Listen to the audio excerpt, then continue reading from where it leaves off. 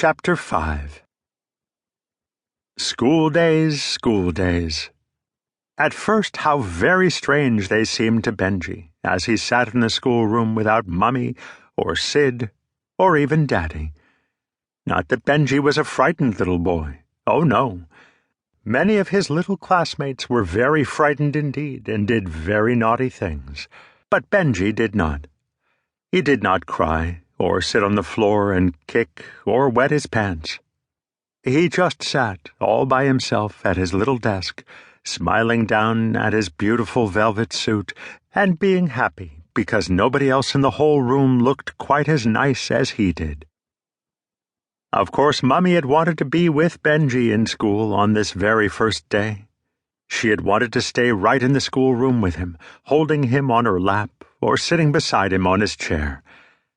But little Miss Teacher had said, "No, no, Mummy." And so had Mr. Principal. And then, at last, so had Mr. School Policeman, who was a very coarse man with a loud voice and dirty fingernails. And so Mummy had gone out into the schoolyard and found a nice place where if she stretched way, way up as far as she could go, she could look right into the schoolroom and see Benjy, smiling at his little suit. What a thrill this was for Mummy on her tiptoes, and how beautiful she looked as she stood there in her cap and gown, tapping at the window pane and blowing kisses to her Benjy boy. My, how this surprised Benjy, and how it surprised Miss Teacher. She was so surprised that she just stood right in back of her desk for a few minutes, blinking her eyes, before she was polite enough to run out of the room and call back Mr. Principal and Mr. School Policeman to be part of the nice time. As for Benjy, he was blowing kisses right back at Mummy, and his little boy blue eyes were just shining with happiness, especially when Mummy would duck her head down below the windowsill and then bob up again, as if to say, "Peek-a-boo, Benjy." Oh, what fun it was!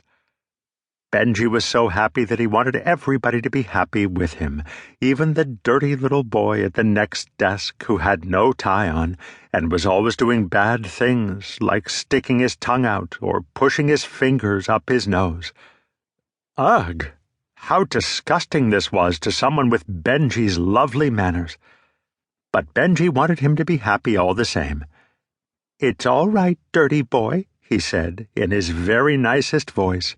"You can blow kisses at my Mummy." What a kind thing for Benjy to say. But Mr. Bad Manners must have been staying at the dirty little boy's house, because he did not blow kisses at Mummy. He did not even smile a "Thank you, Benjy" smile. Instead, he began to make bad noises and terrible faces, and he broke his "I am a happy first grader" pencil in his dirty little hands. "I'll get you, sissy kid," he growled.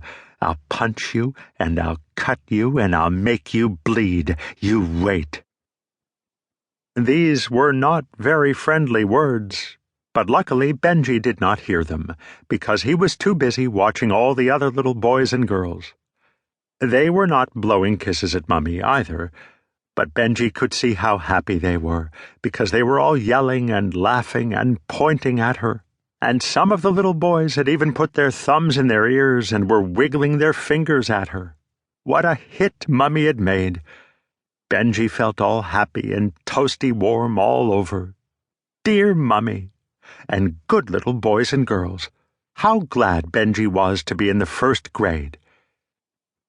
But now Miss Teacher began to shout and to beat on her desk with the nice long ruler she had, and Mr. School Policeman ran out of the room and into the schoolyard to say "Hello, Mummy" to Mummy. And pretty soon Mummy got down from the window and began to march out of the schoolyard, saying loud things over her shoulder to Mr. School Policeman, who was marching right behind her. And Benjy and all the other little boys and girls kept watching the window all the rest of the day, hoping that dear Mummy would come back. But she didn't.